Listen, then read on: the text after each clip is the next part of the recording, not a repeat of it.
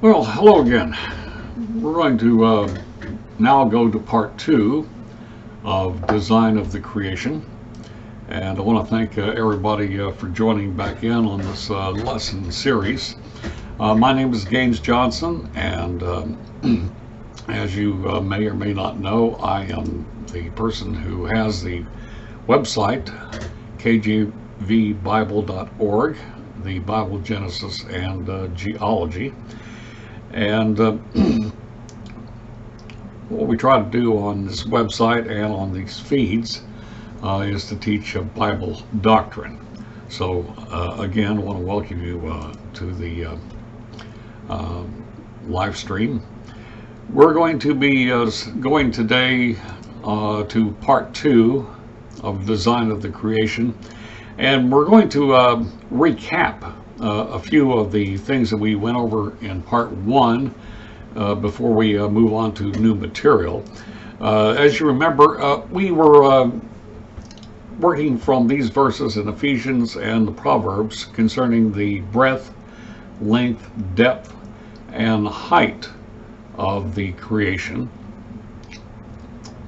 Besides knowing the love of God, we also, from the Bible and through the Holy Spirit, can learn about both the physical properties of the creation and the spiritual properties of the creation.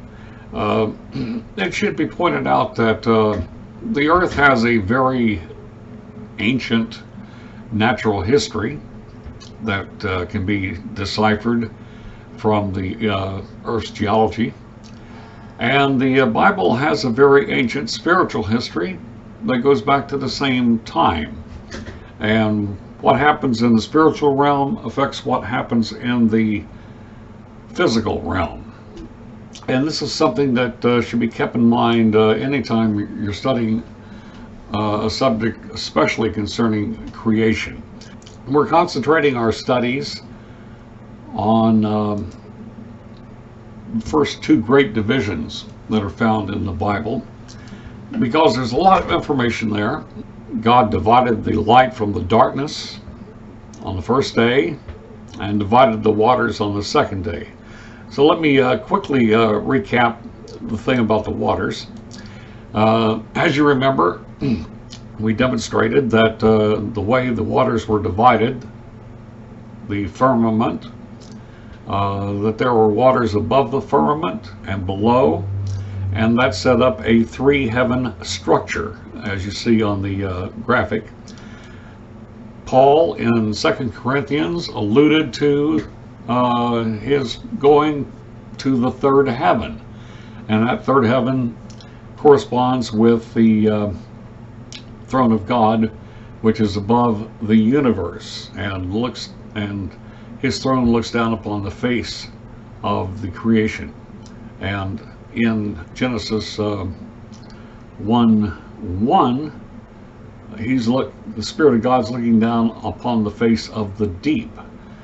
So this area of the creation below God's throne is referred to as the deep. It's one of the contexts of the word deep in the Bible. And in our last segment, we talked about the sea that God placed above the firmament, above the stars. And this is found referenced throughout the Bible in prophecy. In Exodus 20, he made the earth, the heaven and earth, comma, the sea. Notice that the word sea and the heaven and earth are set apart by that comma. That's very important. And all across the scriptures to the book of Revelation, after the great white throne judgment and the destruction of the old heavens and earth, we see a new heaven and earth, and there is no more sea then. And that sea is not referring to a sea on the land, and it does not mean that the new heaven and new earth, that there will not be an ocean, because that just does not fit with a earth habitat. This sea is the one that currently is a separation between the creation below and God above the creation. And this separation is detailed, like I said, throughout all the Bible, and it is akin to the structure of Moses' tabernacle and the temple. It's a three-part structure. You have the earth, which represents the first heaven, the earth and its atmosphere. You have the holy place in similitude to outer space. Then you have the veil of the temple, waters above the heavens. That sea is kind of like the veil, and that's between the holy place and the holiest of all. And the holiest of all is where God is up in the third heaven. So that is the three heaven structure reflected in the structure of Moses' tabernacle. You'll see the three-part structure in Noah's Ark and in other places throughout the Bible. So we just wanted to recap that, and if you want to get more information on this subject, you can find it on my website at the page URL that's listed on the screen. Okay, so now we've recapped what we were going to what we talked about last time, and now we're going to do a little bit more material as we move on in this series of lessons. And we mentioned kind of briefly last time that when God was making the 7 days, the creation, that on day 2 he neglected to say that the work was good. And let me bring that up here on the screen a minute here. He said when he divided the light from the darkness, that was good. When he divided the waters and put the firmament in the midst of the firmament, put the stars and everything, and waters above the firmament, and waters below the firmament, he did not say that was good. There is no mention of that being good, and there's a reason for that, because that sea is a separation that separated God, or actually I would say more protected the creation from God's glory. That would be a better explanation for it.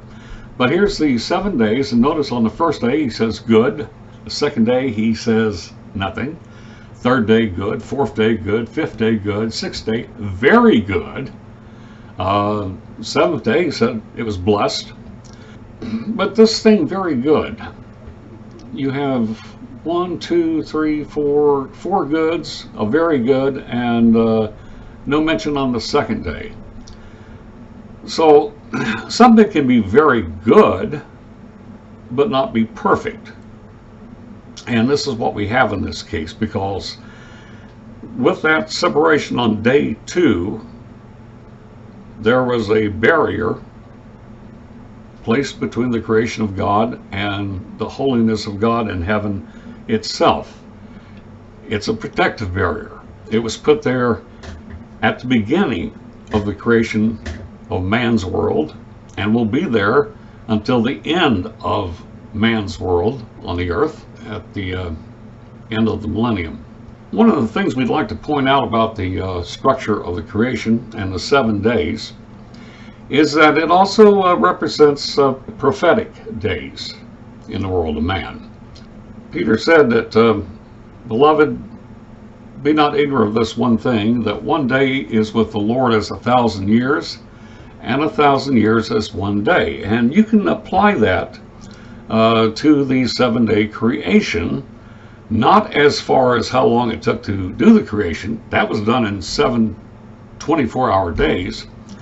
But that 7-day creation, the reason why it was done in 7 days is also to show you that there are 7,000 days of prophetic time from when God put man on the earth until the end of the kingdom. It's about 7,000 days. So that 7 days in Genesis can represent 7,000 years You have this present evil world we're in, the Lord Jesus Christ and his church. On the fourth day, God, Jesus, the Son of Righteousness, the bride, the church, represented by the moon, which God made on the fourth day of creation. The seventh day, the 1,000-year reign, just like the Sabbath day of the 7-day creation. So it all is a harmony. It's all a harmony, it all fits. You'll notice that when you get to the new heaven and earth, where there's no more death, it's the 8th day. And why is it the 8th day? Well, on a musical scale, you have 7 notes. You have do, re, mi, fa, sol, la, ti, do. And so when you go to the 8th key, you move up an octave. Well, I just brought that up. Everything's in harmony with God's creation one way or another.